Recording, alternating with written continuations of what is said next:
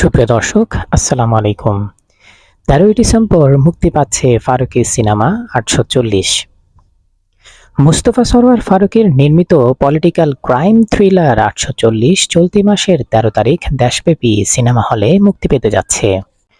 Trailer রিলিজের পরপরই বেশ একটা শোরগোল তৈরি হয়েছে দর্শকদের মধ্যে। সবার মনে একটাই প্রশ্ন ছিল, কবে, কখন, কোথায় দেখতে পাওয়া যাবে ৮৪০, যার পুরো নাম ডেমোক্রেসি প্রাইভেট লিমিটেড।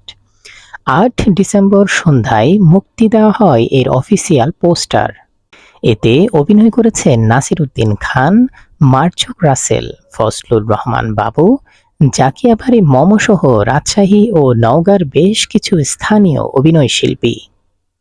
এর আগে বাংলাদেশের সমসাময়িক সামাজিক ও রাজনৈতিক অসঙ্গতিগুলো স্যাটায়ার করে ৪২০ নির্মাণ করে আলোচনা সৃষ্টি করেছিলেন নির্মাতা মুস্তফা সরোয়ার ফারুকী। আসতে চলেছে সেই ৪২০-এর ডাবল আপ ৮৪০।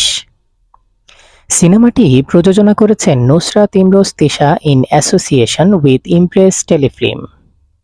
ধন্যবাদ।